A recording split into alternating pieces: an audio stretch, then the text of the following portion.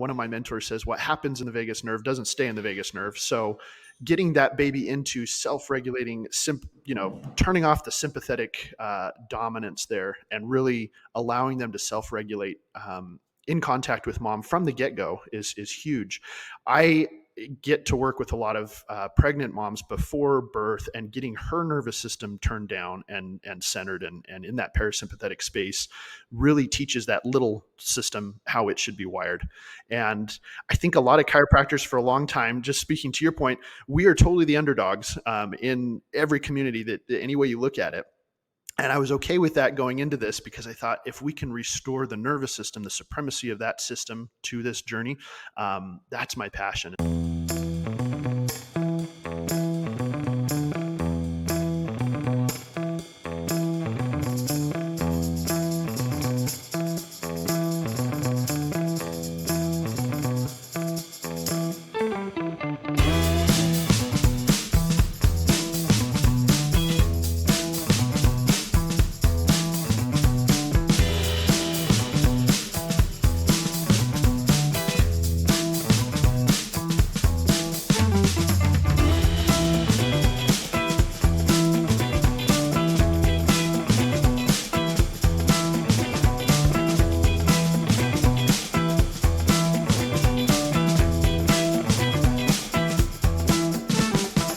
So glad that you're here.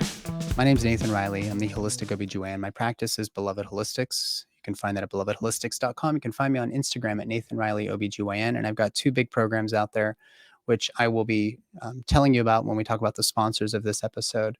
But I want to be very, very clear as to how important this episode is. And, with 1,000 different podcasts to choose from in your sphere, I am very, very grateful that you're going to spend an hour with me and Kaleb Valdez, who's a chiropractor. And he just wrote a book called Starving Babies. And the full title of this, so you can really understand where Kaleb's coming from, is Starving Babies, the Infant Formula Takeover and How to Reclaim Breastfeeding.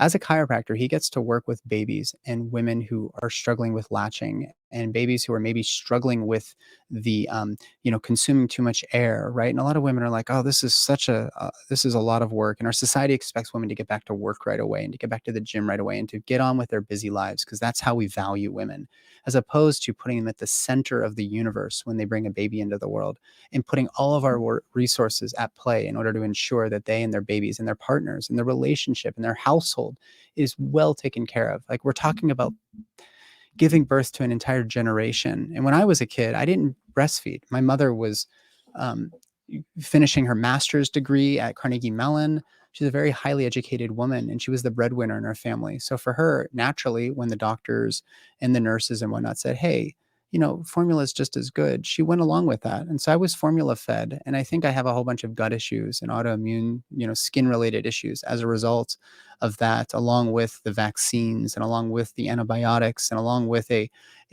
diet, that my mother and father put together that, unbeknownst to them, would later, be discovered that it's super, highly toxic in so many ways and highly inflammatory. Well, this conversation around formula is relevant. If my mother had known that, man, a lot of these formulas are laden with seed oils and soybean-based protein and whatnot, she may not have done that. She may have actually, focused more on getting support on how to breastfeed and how to pump and how to save that milk, or maybe even going and getting donated breast milk if that was becoming a challenge for her.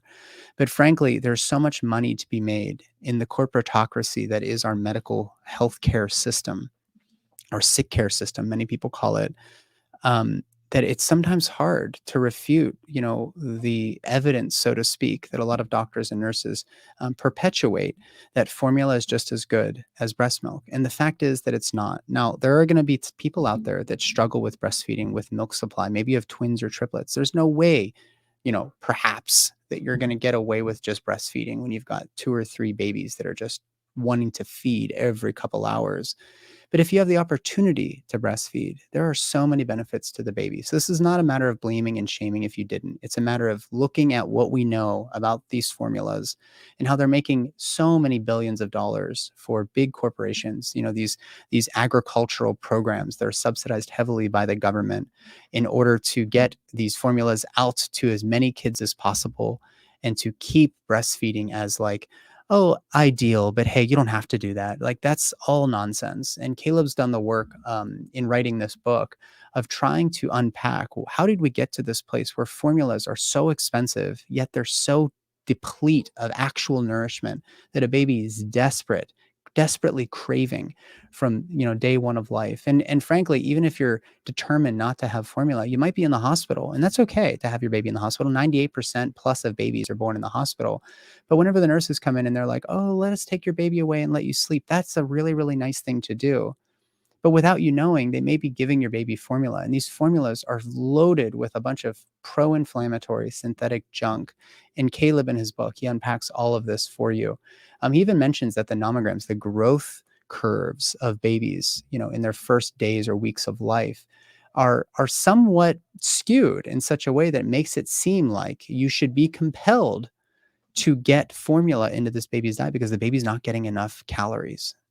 Well, we unpack a lot of that as well. A lot of these nomograms were developed through research funded by companies that stand to benefit from you feeling like you're doing the right thing by feeding your baby formula. But that simply doesn't have to happen. There is breast milk, there's donated breast milk, there are even homemade or homemade formulas that are far superior to these commercially processed junky omega-6 seed oil laden products that we call baby food. And it's just simply not the answer. So there's a variety of other options out there. We cover quite a bit of this type of stuff in the Born Free Method. That's the program that Sarah Rosser and I created. It can be found at bornfreemethod.com. There's going to be about 200 lessons when we update it with a whole bunch of new content. 350 or so citations. Caleb's book is definitely mentioned there. And we do 12 months of weekly calls. And Kaleb Valdez, my guest today, is going to be speaking to our community around some of these things that he's sort of investigated and published in his new book. But it's not just formula that Caleb's, speaking on here. He's also talking about what can a chiropractor do in order to optimize a baby's breathing and a baby's ability to latch, through tongue ties and lip ties. There's so much that the chiropractors are doing, which is why I seem to be bringing on more chiropractors than OBGYNs, because the OBGYNs just simply aren't listening. And the chiropractors are seeing this, and they're creatively finding solutions to some of these common issues that women have in those early days in the postpartum period. So we get into oxytocin, we get into the gut flora, we get into this maternal and neonatal co-regulation that comes through breastfeeding. There's the palate formation. There's so much here that you're going to love. And if something here captures your attention, share it. Share it with your family, with your friends, with your clients if you're a birth worker, because a lot of this information, I think, it's sort of new to me. Like, I have a gut feeling around what's right and wrong. But then when somebody does this work, I want to bring them on and feature their work. That's what our podcast here is all about. So share it with your friends. If you haven't left a review, please go to Apple Podcasts, leave us a 5-star review. It really, really matters in rising in the rankings and getting these conversations out to the people that need to hear it. In order to do this show, I do have to have a couple sponsors. So I'm going to try to make it brief. I know people don't really like ads, but I really, really want people to know about a couple brands that I'm so in alignment with that it would be kind of silly not to accept them as ongoing sponsors. So we've got two sponsors that are kind of my ride or dies. The first is Immune Intel AHCC. You can go to the medicine without the E at the end, THEMEDICIN.com.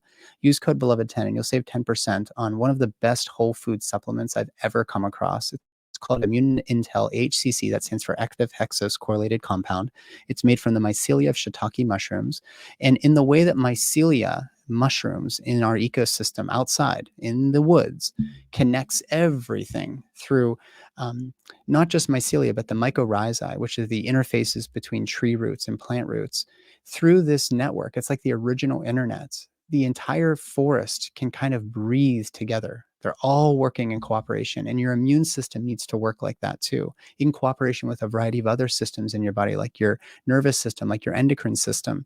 So when people start taking this, their persistent HPVs going away, their precancerous cells on pap smear are going away, their overall health is improving. And I was so compelled by what I was seeing in my community from people taking this that I reached out to Mimi Lindquist, who makes this product.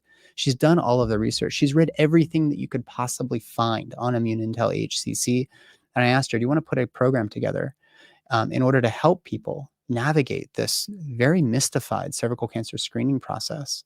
So in this program, it's called Clear and Free, your holistic solution to persistent HPV. And you can find more information, by the way, at clearhpv.com.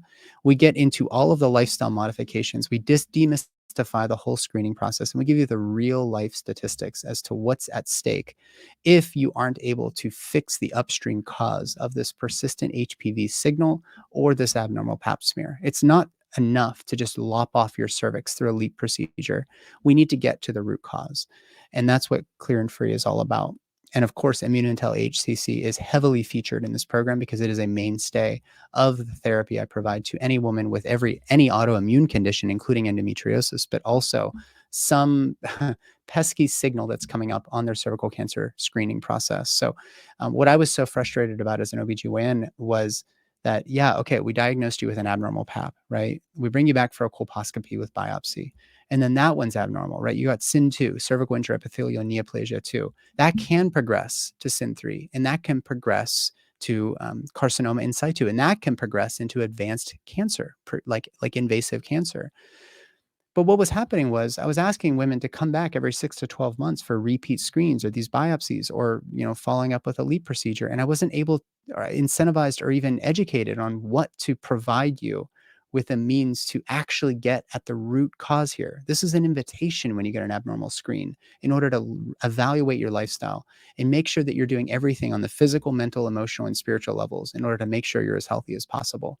So in order to fill that gap, that's where Clear and Free came from, and Immune Intel HCC is a mainstay of that therapy. So again, if you go to themedicine.com, that's medicine without the E at the end, .com, use code Beloved10, you'll save 10% on your bottle of Immune Intel HCC. And for those who enroll in the Clear and Free program, we give you a free bottle right there on the spot because we know it works so well when it's added to a very, very comprehensive, very supported lifestyle modification program. So Clear and Free is found at clearhpv.com. Go and get your bottle of Immune Intel HCC by enrolling there. Or if you want to buy a whole bunch and save a little money on shipping and whatnot, go to themedicine.com, use code Beloved10, you'll save 10%. That's pretty badass. The other company, which is just as in alignment with me as Immune Intel is, but on the pregnancy and postpartum side, is I think one of the best prenatal vitamins that will ever be on the market, and they continue to improve how they show up in the world. But frankly, WeNatal is so great because not only are you getting adequate nourishment in just 3 capsules versus 10 to 15 capsules from some of the other leading brands, you're also going to get a journal to help work on the physical, mental, emotional, and spiritual aspects of this pregnancy and postpartum journey. I recommend people start taking a high quality prenatal vitamin as soon as they get a glimmer in their eye that they want to have children. Getting your body as nourished as possible is the only way. It's one of the only controllable things you can do in your pregnancy. So on top of eating beef liver and smoked oysters and fermented cod liver oil and bone broth and eggs and all these really healthy things and moving well and sleeping well, adding on the insurance policy of a high quality prenatal vitamin is critical. And this is for both her and for him, because we want your sperm and your eggs to be optimized before they meet and start to grow a baby.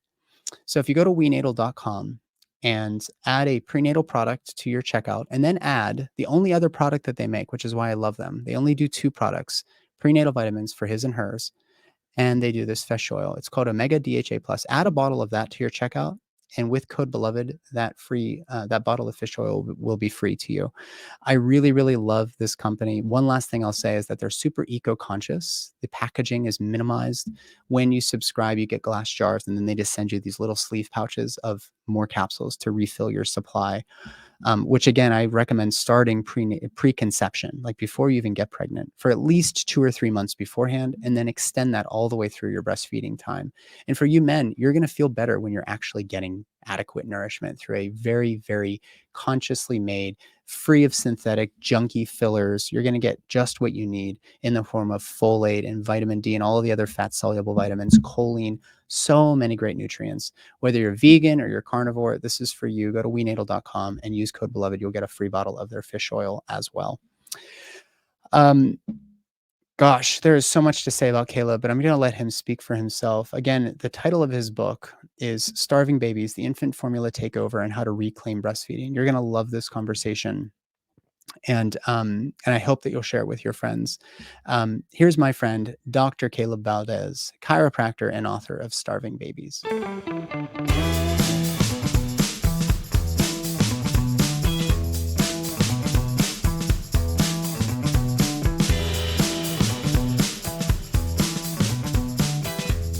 Kaleb, I've got a whole bunch of chiropractors who are, it's like I have as many chiropractor friends, it seems, as I have birth worker friends, because a lot of you are doing the work that perhaps the OBGYNs or the conventional healthcare practitioners are not doing from the standpoint of this immediate postnatal period where we've got latching concerns, we've got nourishment concerns for the baby. And frankly, I'm so happy about that because you guys tend to offer far more options than, hey, go buy a synthetic formula and feed your baby this many ounces. Doesn't matter what's in it. Just get them the calories. Right? I'm kind of over that. So I'm so happy you're here. Welcome to the podcast. Thank you so much, Nate. It's good to be here. You also wrote a great book, digital copy, and I loved it. And I knew immediately meeting you, I was like, we got to get Kaleb here on the podcast. So the title of your book is Starving Babies, the Infant Formula Takeover, How to Reclaim Breastfeeding. When did this whole formula thing become like status quo? Any idea? It's been in the works for about 100 years that they've been trying to roll things out and recondition the way that we think about feeding our babies. And it really came to my attention just a couple years ago with this national infant formula shortage that we had going on. And a lot of my patients were starting to worry because they weren't able to get the type of formula that they were told they needed for their baby. A lot of them turned to some home recipes and things like that. Thankfully, we had a little network of moms that were sharing, donor milk.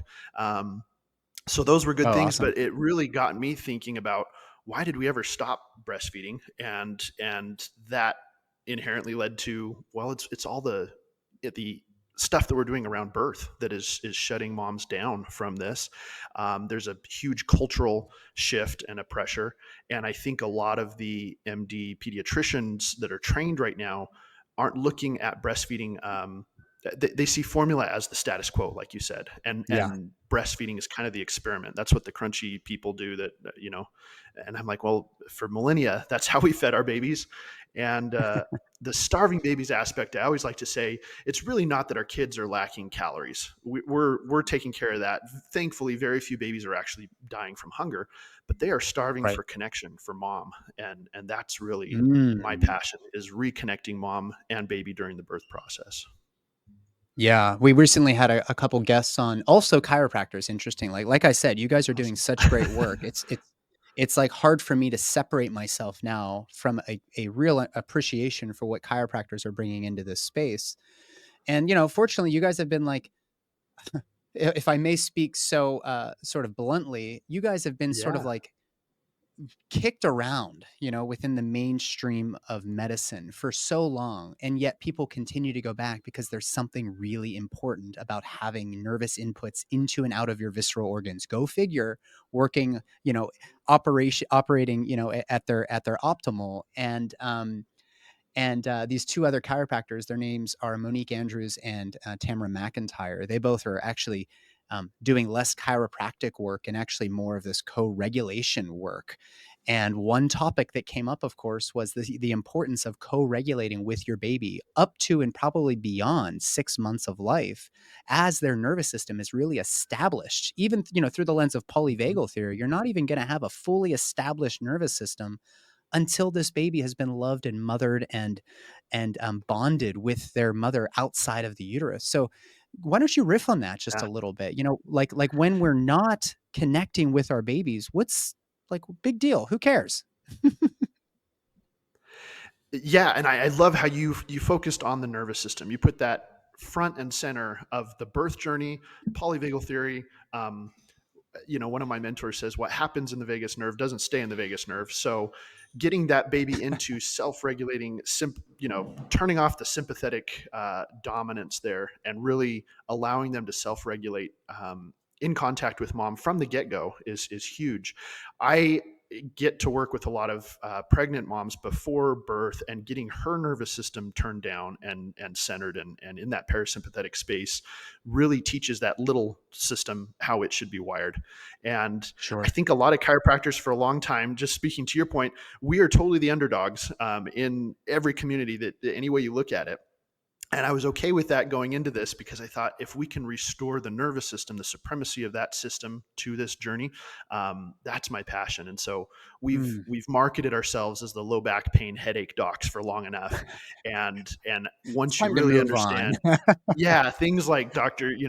Tamara McIntyre, those champions of the nervous system and neurologically centered chiropractic, they're the ones that get it. We have pictures, right here in our office. I don't know if you can see, like Yeah. we're Behind very you. much about the nervous system. Yeah. The brain and the spinal cord and things like that. We don't have bones and the degeneration model here that you would expect from a typical chiropractor. And that allows me to serve Mm. babies and moms here in the office. Yeah. So So what role does breastfeeding play in this sort of establishment of a healthy nervous system? it's huge. There's constituents of breastfeeding. Arachidonic acid is a big portion of that, and babies don't get sufficient quantities of that from manufactured formula, especially here in the U.S. In Europe, most formulas Mm. contain up to 15 times more of those types of constituent nutrients to really encourage healthy myelination and the development of a vibrant, connected nervous system.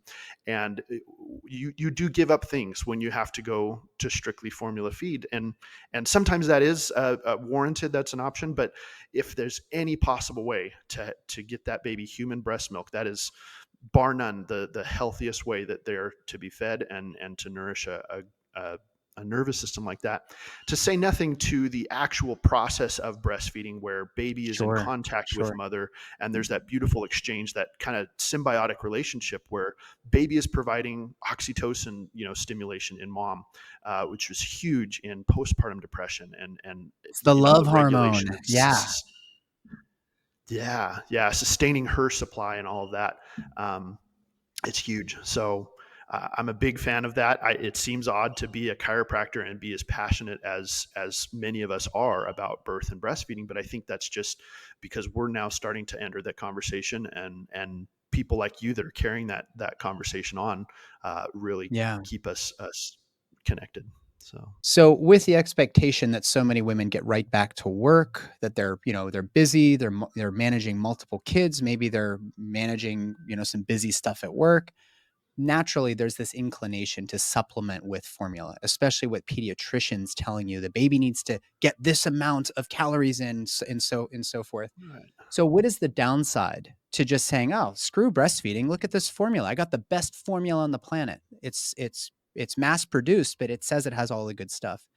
What is the Exactly. reality? What is the reality behind, like, what are the some of the downsides of using formula? Well, most of the downsides are things that mom and baby absorb, and the upsides are all financial incentives for the formula manufacturers, which fund med schools, which fund entire wings of the hospital. That is, Wow. there's a whole process called medical detailing where they are designing the layout and teaching nurses how to encourage formula use earlier and earlier on. Interesting enough, the formula companies usually publish those charts that show where a baby should be at weight wise, after birth. So a lot of conflicts of Interesting. interest going on there. Yeah, because your pediatrician's looking at this chart that's published by Gerber, Infamil, whatever, Yeah, that's those saying, hey, nomograms, like the growth yeah, nomograms and weight nomograms. Wow, that's interesting. I didn't know that. yeah. So look at who funds the research behind those, and it's these formula companies that are pressuring mom, like, hey, your baby is not good. When we use IVs during labor and delivery, there's a lot of water weight that artificially inflates baby's birth weight, and then once they pee all that out, they look a lot lighter than they're supposed to be. And it's not that they're malnourished. It's they never really weighed that much to begin with, but the IV just caused so much edema and things during that process. So there's little tricks of the trade that they're using that way. And I think there's a lack of clarity in telling mom, if you supplement with formula, your body is going to reduce its production naturally, because you're not, the baby's not demanding as much from that. The other thing that's interesting to note is that the formula composition causes baby's blood sugar, basically with the cheap carbs and the very accessible sugars and corn syrup and things that are in it. Baby basically goes into a kind of a food coma, where they're not waking and nursing on demand like a breastfed exclusively baby would.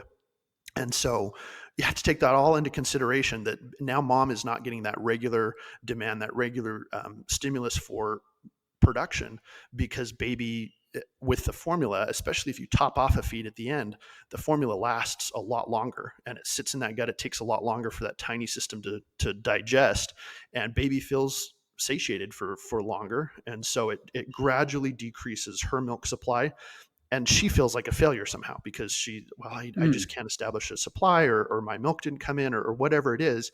It's like, well, we circumvented all the natural mechanisms that usually cue mom to produce and baby to demand. So that should be something that enters into that conversation about nutrition and the trade-off there. So Kaleb, you're kind of rocking my boat here a little bit. I had never really thought of the potential for the excessive amount of IV fluids that we give in the hospital setting, not in the home setting, not even in the birth center setting, in the hospital setting. I mean, you might be there for 48 hours for like a long, drawn out induction. You may not even go for a C-section and lose extra blood in order to balance you back out, which actually, guys listening, sometimes bleeding in childbirth is actually really, really important, because you have such an abundance of extra fluids there. It's almost like the bloodletting process in order to help you re-equilibrate within your cardiovascular system. But I digress. I never considered that a baby can actually become somewhat, I don't want to say edematous, because babies, maybe but that's like not the maybe, word. yeah, but like extra, they like have a lot of extra fluid, which is very heavy whenever they're coming out of the birth canal, as a result of us giving maybe 6 to 10 liters of fluid throughout your whole hospital stay. Yeah. I had And never if it has considered a that. saline lock or something like that, that is just accentuating that process, baby is artificially, their birth weight is artificially inflated. And then once they return to normal stasis, and that fluid level returns to what it was in utero, baby looks like they've lost a bunch of extra weight.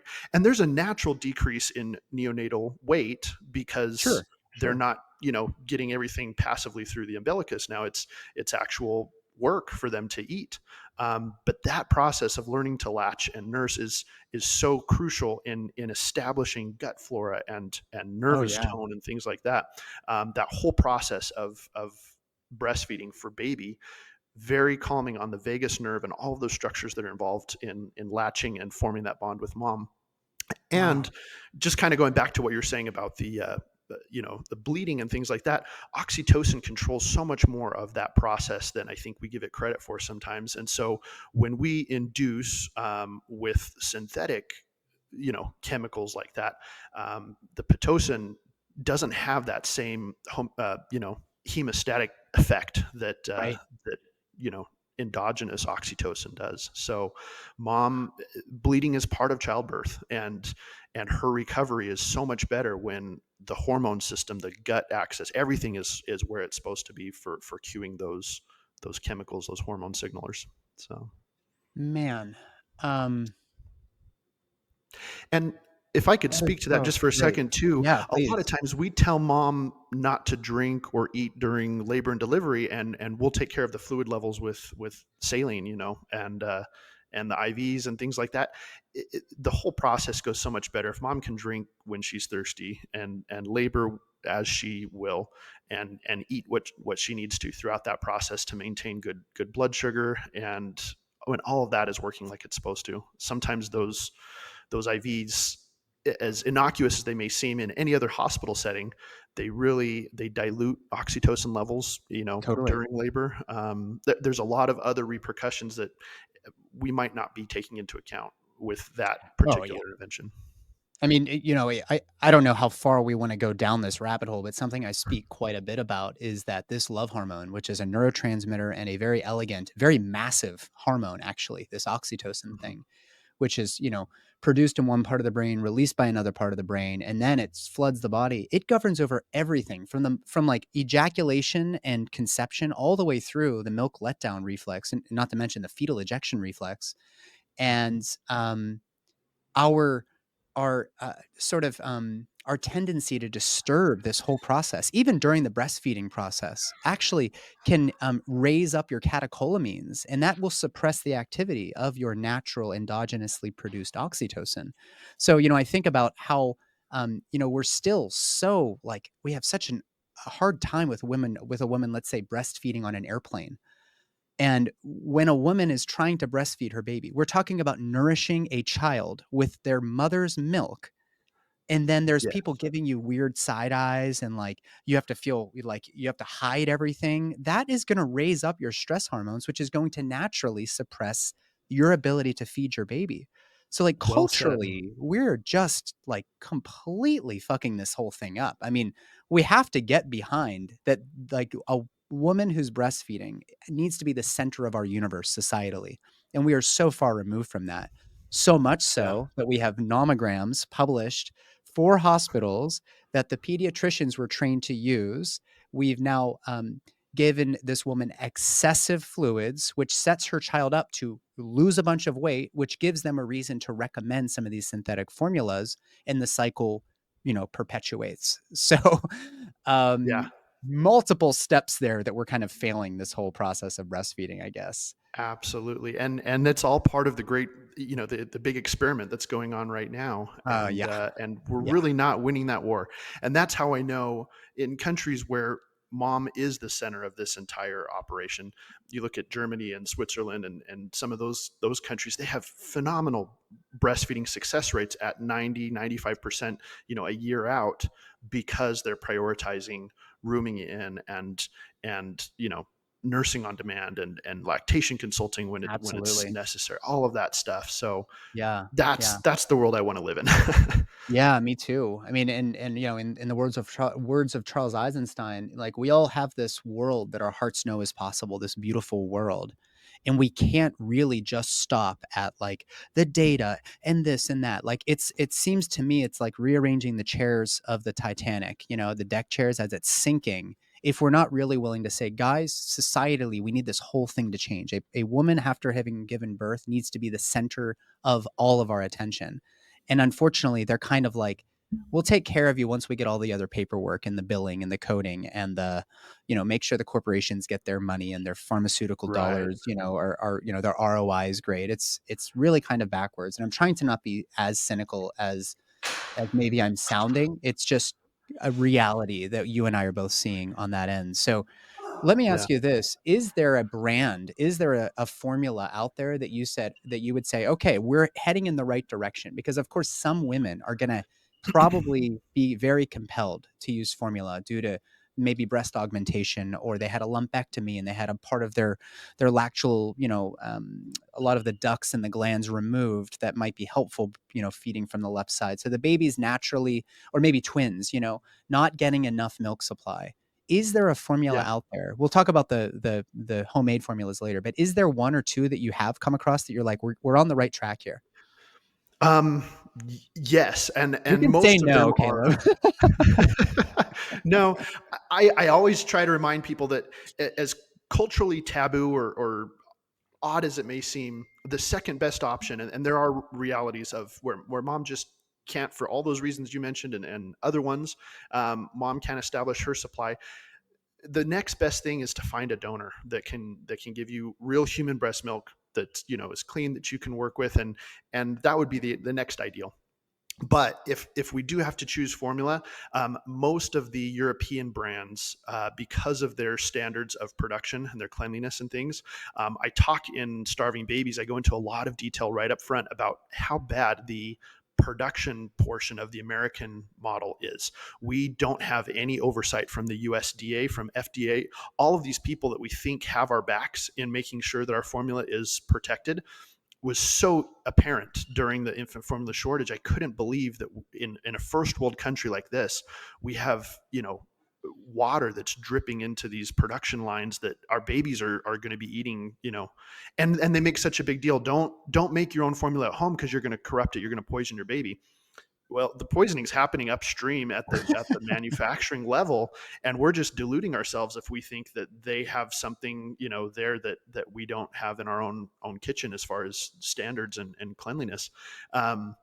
So I would be very I would more lean towards the European brands. A lot of them use goat milk, which is great. Goat milk has a smaller curd size, so it's more readily digestible for babies who have more sensitive stomachs and things like that. Kendamil, I think, has a really good brand and I can, share some of these Yeah, please. other brands there.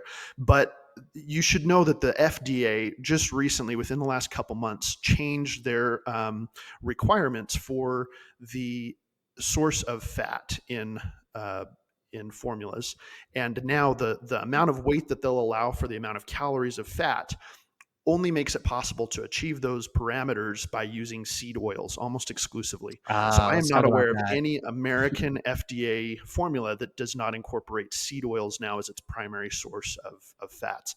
And I mean, we can go down that rabbit hole with you on that, but there's very little evidence that anybody is following the data on nutrition when it comes to this. It's really about profit margins and fitting into these changing parameters of what American formula entails.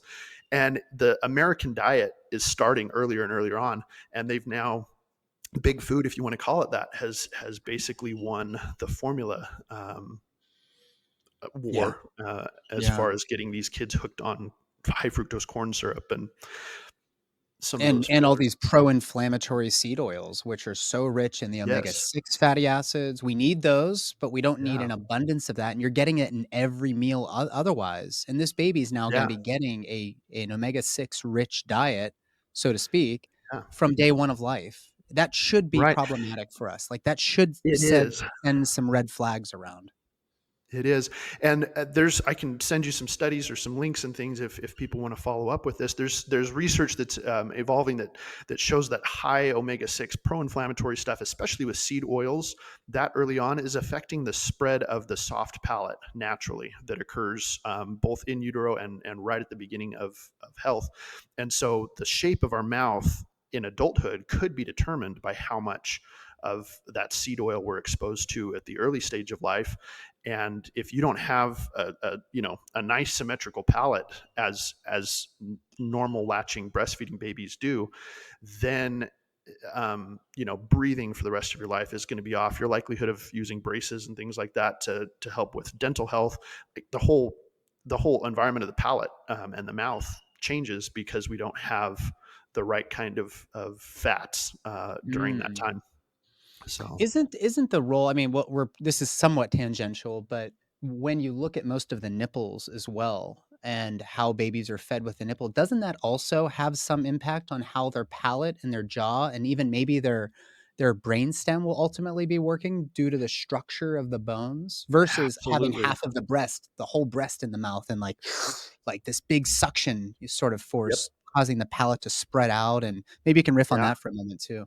Yeah, and babies should be drawing in that nipple deep enough to create a symmetrical latch around it. That precludes air from entering from the side. If you're hearing a repetitive click as baby is nursing, where they're sucking in air, a lot of times that causes some colic. It changes the gut flora because now you have all this oxygen in the stomach that they're Oh, burping yeah, up and they're you get spitting up more and things like aerobic. Yeah, yeah, more aerobic yeah, and bacteria.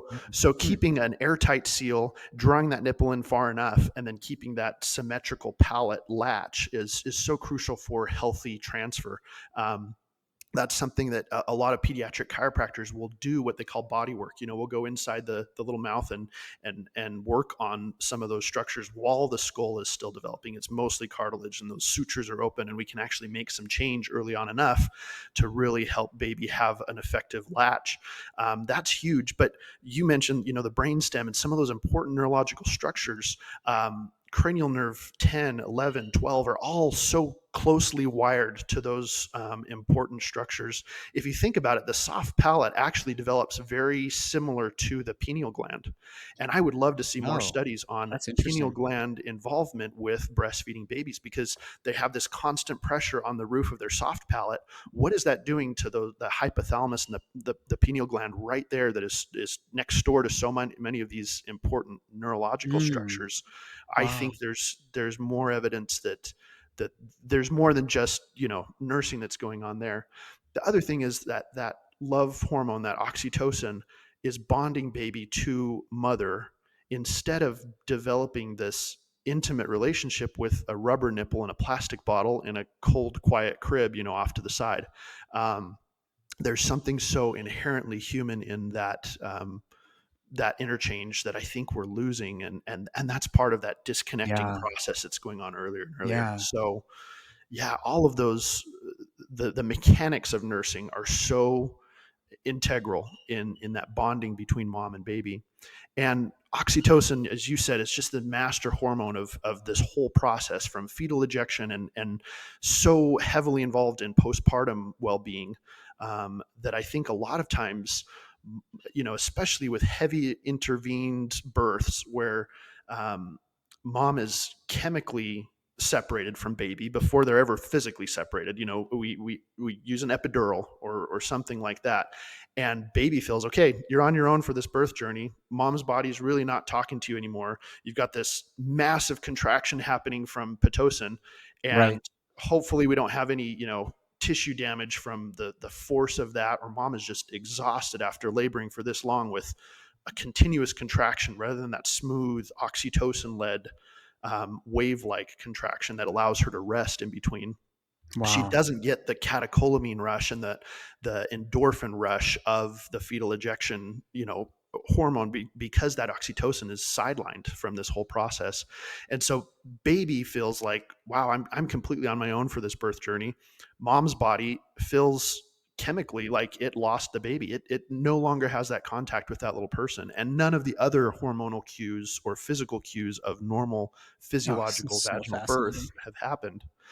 Yeah. And I think that's sad, and that's why a lot of moms, I think, postpartum depression, thankfully, is so much more a part of the conversation nationally, but it it is so much more of a common occurrence because mom's body feels like it lost the baby. It did something Yeah. wrong during childbirth, and even though consciously she says, okay, I have this little person here that now needs to feed and needs to, you know needs me, on that deep visceral nervous system level, body's saying, what just happened? Why are we Mm. now, we have to produce milk for what? Like, what happened during that birth process? Yeah. So Yeah.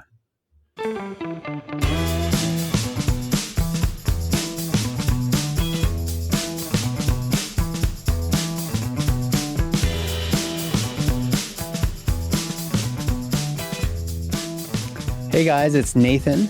Wanted to interrupt this amazing conversation very briefly to talk to you, specifically if you're a birth worker. This goes for doulas, childbirth educators, midwives of all sorts, whether you're out of hospital or in hospital, and especially the OBGYNs, the family medicine docs, those of you who are attending to births. I want you to ask yourself, if a person rolls into your practice and they're in labor and there's a bud emerging from the vagina, what are you going to do? What I was taught to do was, let's rush you to the operating room. Forget about informed consent. We have to do this through the abdomen. We have to do a C-section because the baby is breech.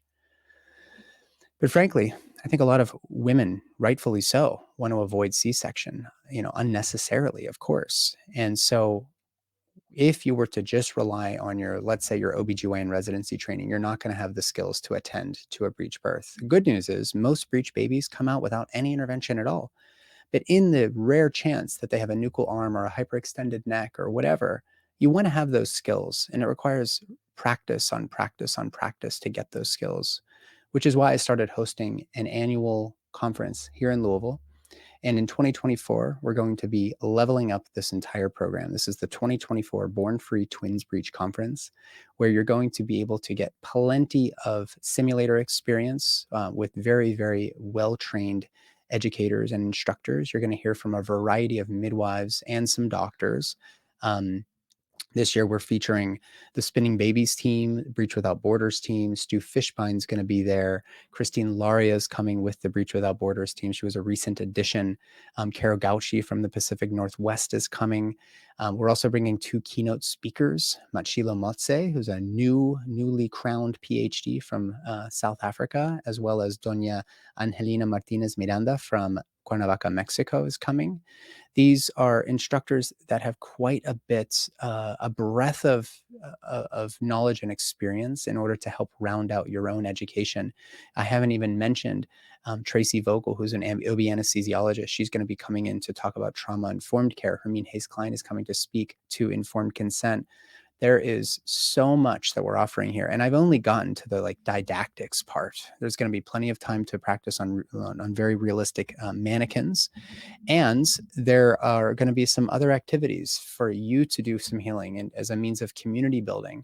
So we're going to do some trauma release work, a musical odyssey with Rebecca Kelly G. There's going to be some ecstatic dance in the mornings if you're open to that. It can be very, very releasing because we've suppressed so much of this stuff throughout our lives that if we can't use our voice and our bodies in an expressive way, it's going to become a second chakra issue. It's going to impact our reproductive organs and our overall health. We're going to be screening Aftershock and having a panel discussion with Shawnee Benton Gibson and Omari Maynard, both of whom were featured in the film because Omari's wife, who is also Shawnee's daughter, she died as the result of what I would call medical negligence due to the color of her skin in the medical system. And that's what Aftershock, the film, is all about. We're going to do a breath workshop with Sarah Tremoli of Effigy Breath. There is just so much healthy food, healthy community, healthy conversation in a very, very safe space. No breakout sessions. You're all going to be in the same room together in a very intimate setting, which I think is very, very important for this work. If you're interested in coming, go to bornfreetwinsbreech.com. Register as early as you can because the price will gradually increase as we get closer and closer to the event. There are a few opportunities available for work exchange for students or people who are otherwise unable to attend for financial reasons. But everything will be on site at the Omni Hotel in downtown Louisville, a beautiful hotel with some very, very beautiful meals and beautiful spaces that we're all going to be sharing together. I hope to see you in Louisville. The dates are August 8th through the 11th with an opportunity to do either NRP certification or a simulator intensive workshop with one of our instructors on the 12th if you want to stick around. And for those who stick around, maybe there'll be some other goodies along the way. bornfreetwinsbreech.com. I hope to see you in Louisville.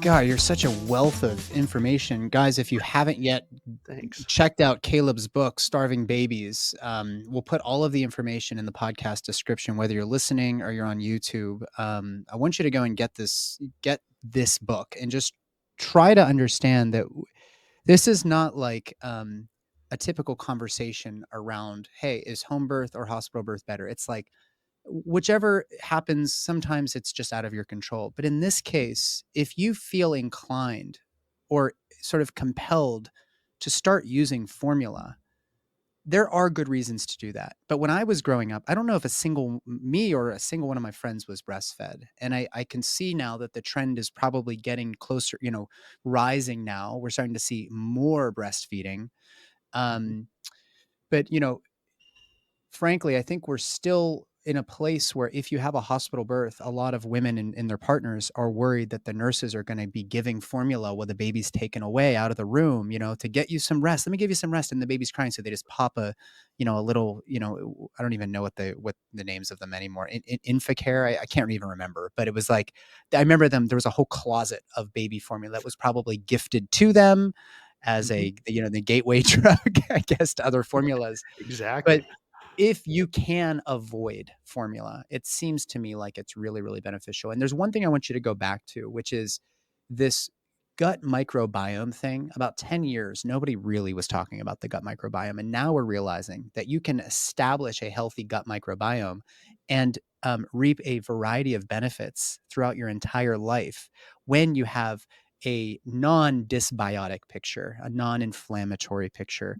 And I think a big thing that we're starting to understand, of course, is that a majority of your nervous system and your immune system is all interlaced within the lining, and really within the enteric system of the intestines. So without a Yeah. healthy balance of good and bad, so to speak, bacteria, um, you really can't achieve optimal well-being. You're not going to have as long of a lifespan or even a health span. So if we can start this off in a healthy way, even using just donor breast milk or supplementing with some of your own milk and using formula if need be, and we'll get into some homemade formulas people can look at. But can you talk about, you've probably taken care of kids who have been breastfed versus not breastfed. Have you noticed any difference in their overall health over time? I'm just curious. Absolutely, and for all those reasons that you just mentioned, in establishing a good gut flora early on, so crucial.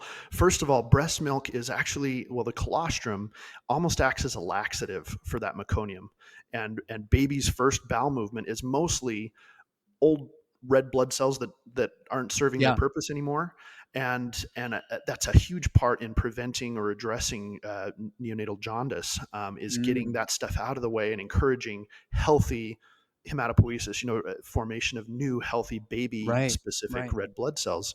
And then from there, mom's breast milk is so rich with IgGs that are, it's almost like with formula, you're giving all of this nutrient dense, sugary, available food source, and bacterial cultures have a heyday with a lot of that because it's just free food for everybody.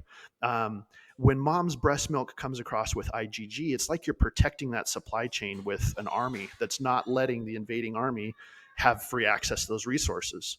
And Mm, so, breastfeeding too, as babies drinking that, it's not just going straight down their throat into their gut. It's actually, they're inhaling some of that into their sinuses. It's going up the eustachian tubes into the ears. I mean, it's just coating every surface of every opening in that baby's, mucous membranes is covered with this IgG that is preventing invaders from coming in and setting up shop, and bacterial cultures from causing ear infections yeah. and tonsillitis, and all of this nasty stuff that we want to avoid. So that IgG is so central to, a healthy immune response from the get-go as well. Mom's nervous system, or sorry, immune system, is basically taking over that function for the first 6 months to a year of life, where she's passing those antibodies to baby through the breast milk. And that's something that we really can't do with formula, because those are all, human mediated. As mom comes in contact with a certain pathogen in her everyday life, her body knows how to fight it off, and it creates those antibodies that then teaches baby, hey, this is a problem and this is how you deal with it, and here's the cell that's going to kill it. So, as Right. far as the immune system function goes of breastfeeding, there's nothing equivalent out there, on that. And the same thing goes with donor milk. I mean, as a human, we're all creating those IgG antibodies, and so that's why human donor milk would be the next best thing. But at Yeah. least it protects that supply chain. Yeah. Um, Right. yeah.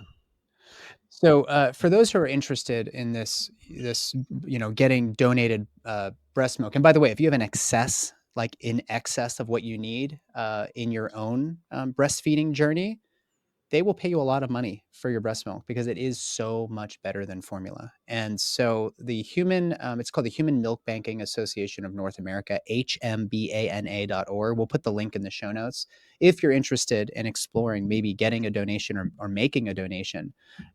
This is like, it's so cliche, but liquid gold. Your colostrum especially is so rich in fat and immunoglobulins and other proteins and various enzymes and a variety of other, fat soluble nutrients that are going to be so critical to your baby's brain and gut and skin and, whatever, everything, everything that makes a baby a baby. Okay. So let's say a woman she's determined to breastfeed and she's got a great supply, but she goes into you to get her, maybe your partner adjusts her, and then you overhear her talking about how the baby's having latching issues. Is there anything that can be done in order to uh, augment, let's say, or optimize the latching experience, whether it's for mom or for baby, through what you understand about the chiropractic model of care? Yeah. And I always tell moms latching should not be uncomfortable. You shouldn't have to just grit your teeth and bear through it. If that's happening, there's something physiologically that is not quite as it should be. Um, I always ask permission to enter that conversation because sometimes it's Sure. all that mom can do to just kind of be in survival mode. But I want her to have access to the resources that give her the option to continue breastfeeding for as long as she feels like she should. And a lot of times it's just connecting her with one of our ICBLCs, our lactation consultants here, and just saying, hey, let's make sure that it's not something physiological like an inverted nipple or something that we could address that way. But if it is a true latch issue with baby's mouth, there's a lot of hype right now about lip ties, tongue ties, buccal ties, or cheek ties Mm. and things like that.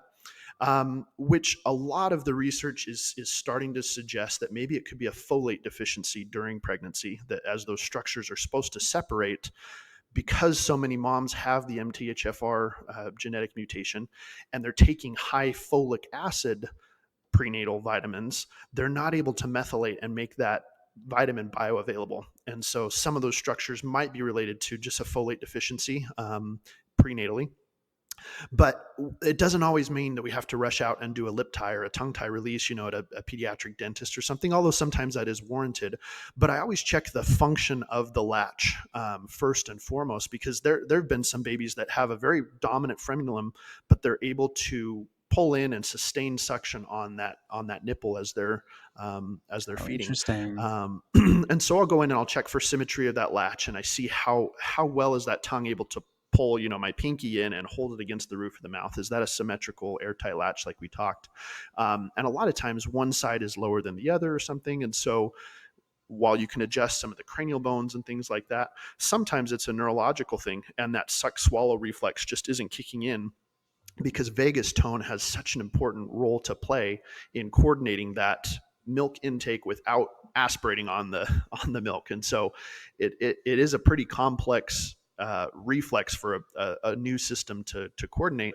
And it's that much harder when that baby is stuck in that fight or flight mode, because a lot of moms, sometimes they have a really strong letdown reflex and baby's kind of drowning as they're trying to feed. And so getting them back to that rest digest mode and keeping mom in that parasympathetic rest digest mode is optimal. And then so a lot of times I'll address something in the upper cervical region of the baby's nervous system, and that gets them back to that rest digest mode, and they're able to latch, just having that vagus tone restored or balanced out where it should be. And that's a Mm. lot of neurology that people don't associate with chiropractic care necessarily. But I'm pretty passionate about just checking that nervous system and making sure that all the low hanging fruit for the reasons this isn't working are kind of cleared out. And Yeah.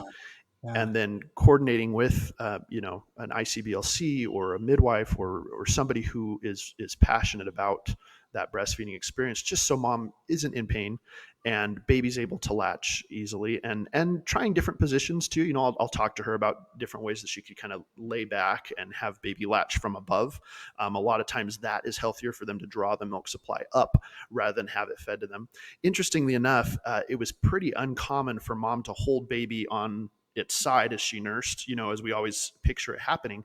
And that was a shift that was intentionally discussed among formula developers, because they wanted it to be so easy for her then to replace her breast with a bottle. And they started showing moms holding the babies in that supine position on their side with a bottle in their face rather than the breast. There was a lot of different positions that we were using to breastfeed before that moment, but that kind of became the standard of how we depict breastfeeding in art or logos or things like that, is getting so ready to just replace mom with that bottle. Yeah. So a lot of different ways that you can address posturally some of the mechanics of breastfeeding to make it easy for mom and baby. Sure. Yeah. And I suspect a friend of mine, Alex Rubchinsky, he's a neurosomatic therapist. He also made the observation that it seems like when babies are breastfed, that they actually develop greater connections and spatial awareness because they're always trying to look for mom. So they go to the left breast and then they're looking up and their eyes are going to the very, very distant. It's almost like stretching those muscles to get the eyes to Yeah. capture the entire periphery of what's happening, to look for danger and keep an eye on mom, and then the other side, and then the eyes go the other direction. It's um, Yep. as this baby's brain is being developed, that's actually really, really helpful, probably for an establishment of safety and Yep. the connection, but also some of these more complicated um, proprioceptive sort of capacities that Yeah. young, healthy, vibrant kids tend to exhibit over kids that are just not all that healthy. And we could blame the breastfeeding or this formula, and it's never like a single thing. But when we Uh-huh. consider just how many benefits here, from the co-regulation in the nervous system to the colonizing of the skin and the mouth and the oral and the GI passages with healthy Yes. bacteria, the immune benefits, um, I suspect that if we were to compare, all other things held the same, 1,000 kids who breastfed versus 1,000 kids who were given a soybean-laden formula, we would probably see some pretty significant differences as those kids grow up. And, maybe that study will be done someday, but it's a little bit hard, right? Because there's so many other variables. But what, Right. do you have children, Caleb? I don't know if I know that. I don't. Nope, I don't yet. So I can't speak from experience on a lot of that stuff, but I see enough in the office that I'm very passionate about establishing that healthy neurology from the get go. Yeah. Yeah. And yeah, Hmm. Well, I when you go ahead, sorry. Oh, I sorry. I was just going to say on that note, I think a lot of the things that we do right from birth, mom's areolas will naturally darken during pregnancy to almost Mhm. create a bullseye for babies' neonatal eyes to latch. That's a very strong reflex in finding the nipple and latching. And what we do when we smear that antibiotic cream in their eye is we're reducing their visual acuity so they can't find the latch. And they have this infant crawl reflex, where it will go up mom's abdomen and latch itself. And that reflex very seldom happens in a hospital setting at all anymore. I see it far more at home births or birth center births. Midwives who understand the power of that neurological reflex Oh, and yeah. programming that early teaches baby how to find the nipple and latch itself. And it will do that as long as its eyes aren't full of this, silver goop that we put in there Goop. for, Mm. things like that. Mhm. And That's so that interesting. I didn't never latch, thought about that. That's really, you right? have such an interesting, like, way of thinking about things. I love that. And I'm totally an outsider to this world. I mean, this is birth for so long has been the realm of the OBs and the MDs and occasionally a midwife. And so for a chiropractor, I'm looking at things like how can baby latch bilaterally? Do they have equal rotation of that Mm. that cervical spine? Are they, in good vagus tone and things like that? EMDR is making a huge comeback, or arrival. I'm not sure how long it's been there, but it's almost like they're having that EMDR eye tracking neurology calming effect with the Yeah. bilateral latching, looking at mom, like you said. And after a while, baby starts to develop this reflex, and it's adorable to see. It cracks me up every time. They'll reach up and they'll grab mom's mouth or her chin or her face as they're latching and breastfeeding. And Yeah. that's their attempt to kind of give back to her and connect and acknowledge, like, hey, you're my human. I'm going to grab your face right now. And I might scratch you, I might snag your lip or whatever, but it's a cute thing to see. And that's very much that Yeah. symbiotic give and take. Baby's just trying to reinforce that latch and that bond. And it's such healthy neurology. I was born in Hawaii, and very common in that culture to have wet nurses and to pass babies around. And for a while, I was supplemented with some coconut milk, which has naturally high MCT levels. And I was breastfed by other women, besides my mom when her supply was low or whatever reason that was. And I think that changes how Oh, yeah. um, the early development of the nervous system with babies who are fed. And soy formula, you mentioned that. I'm not a fan of that at all. So many phytoestrogens and pseudo hormones that are affecting how kids are raised and how they're developed.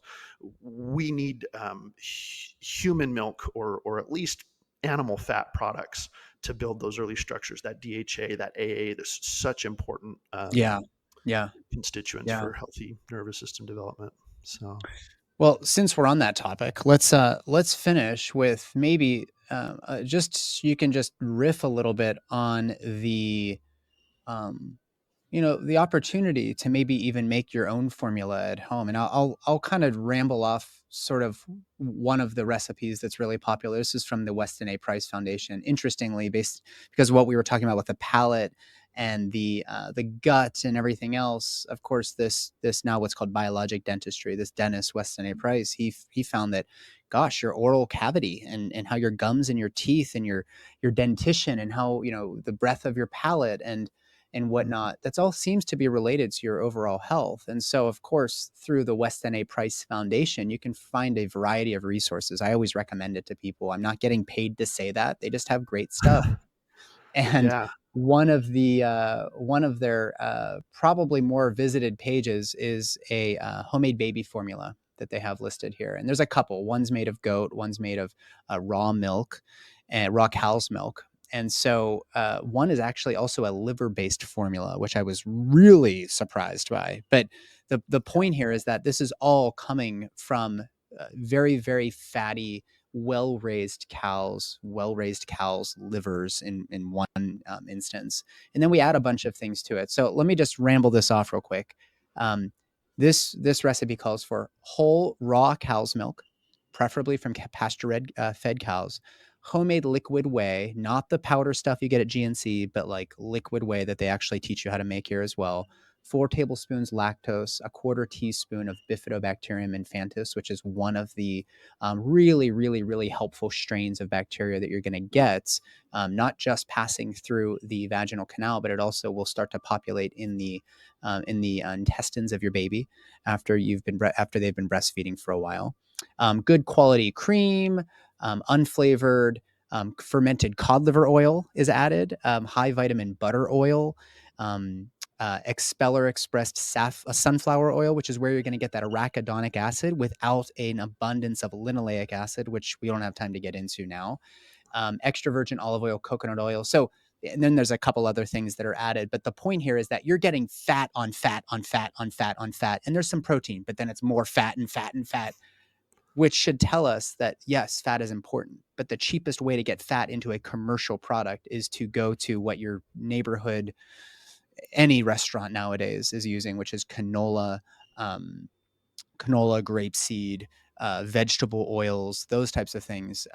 What are some of the others that I'm forgetting? Some of the other, even sunflower oil, safflower oil, those are all seed oils. So if we can look at that and we can say, okay, we don't have, it's not completely devoid of omega-6s, but we have way more omega-3s there with the addition of the fermented cod liver oil and whatnot than you would get with that omega-6. You're going to get a better balance there for your baby. That's when I see a recipe like that, I see it. But the first thing somebody's going to say is, you want me to put raw milk into my formula? Are you fucking insane? And I'm going to say, yeah, I would sure as heck like to take that chance, knowing where it's come from in a very sterile facility from a farm down the street, than some junky mass produced garbage that is being force fed to our babies from day one of life in hospitals of all places, these sick places. So what is your thought on homemade formulas? Do you have a favorite? Are there others that you'd like to recommend for people that we can put in the show notes?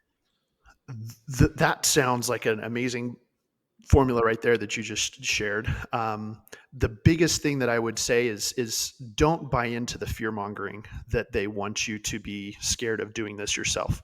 Um, I spent painstaking amount of time in that book developing why we had the formula crisis, why I personally would never trust American formula manufacturers or the government bodies that are supposedly regulating them.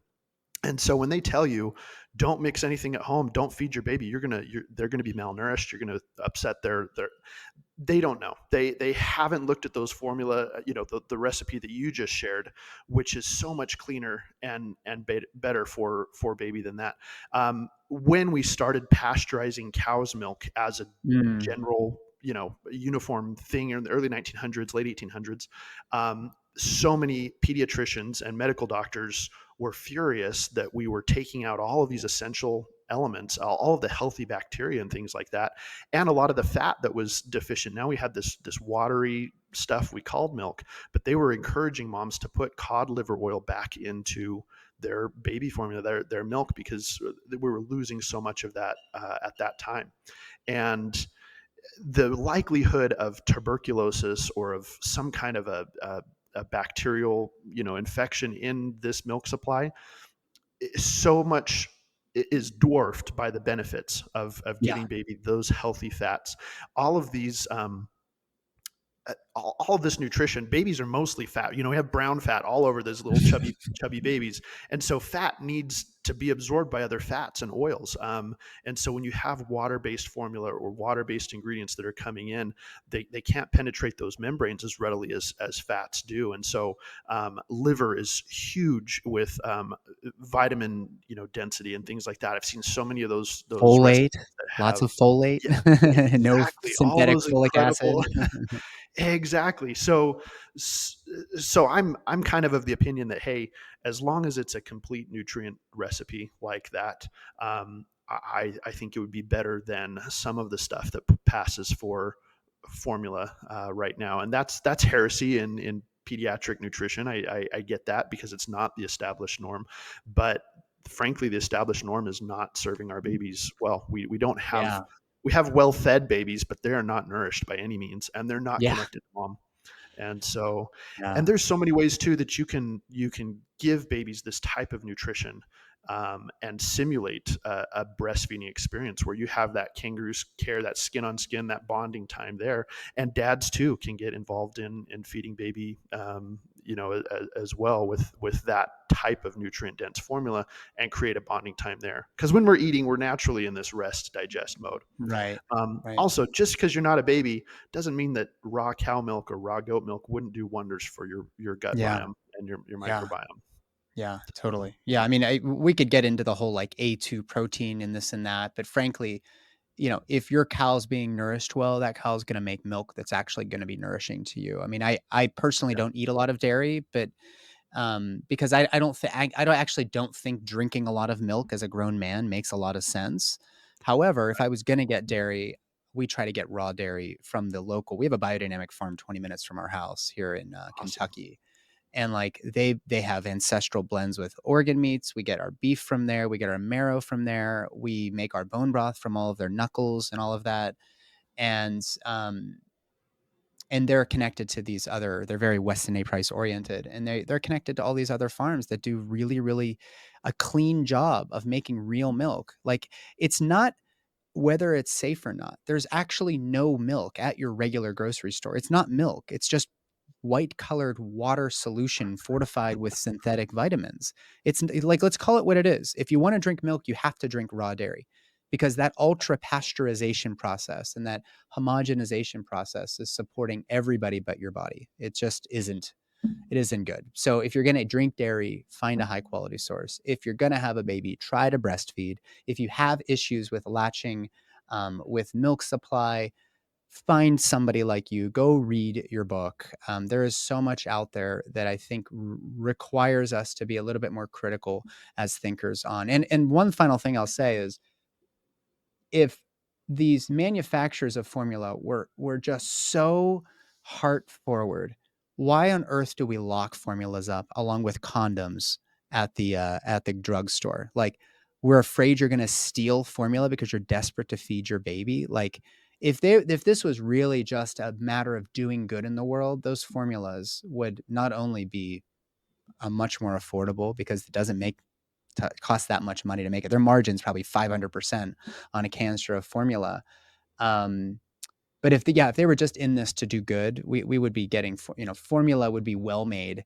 It would be as similar to mom's milk as we possibly can make it. But nobody really cares about that. Everybody's just profit driven, it seems, in this big corporatocracy that we have as a medical system. So, Kaleb, Dr. Valdez, I really appreciate your time here. Any final comments? Remind people where they can find you and the name of your book, and we'll get as many people to read it as we can. Great. No, starvingbabies.com is our website. You can connect there. Follow me on Instagram at Dr. Kaleb Valdez. Links in the show and things like that. I am very passionate about this, and I yes, there's so much corruption that it really opened my eyes writing this book and researching all of this, exactly what you just mentioned. But I truly believe that there's an awakening happening with moms right now that want to take back the power of birth and want to breastfeed. Yeah. And they have to be intentional about it, because if they don't have a plan for how they're going to do that, they are part of the hospital or the big, baby formula plan to not get you to do that. And it's an agenda of separation and division. But the moms who are breastfeeding are staying connected with their babies, and there's so much benefit to returning to the ancestral, natural way of supporting mom through birth and having well nourished babies from the get-go. So I really appreciate the work that you and so many other in this space are doing to reaffirm that call, that mom is ultimately the perfect person for that baby. And even though she may feel, inadequate at times, we just have to remind her of her amazing divine role. She's exactly what that little person needs, and the only thing that it wants, for that stage of life. And that's as it should be. So let's support the mother infant dyad and encourage her in her efforts to breastfeed wherever we can. So Amen. Snaps all around. Thank you, brother, for coming. And thank I look you. forward to sharing you with the world. Thanks again. Thanks, Nate. Have a good one. All right. Bye-bye.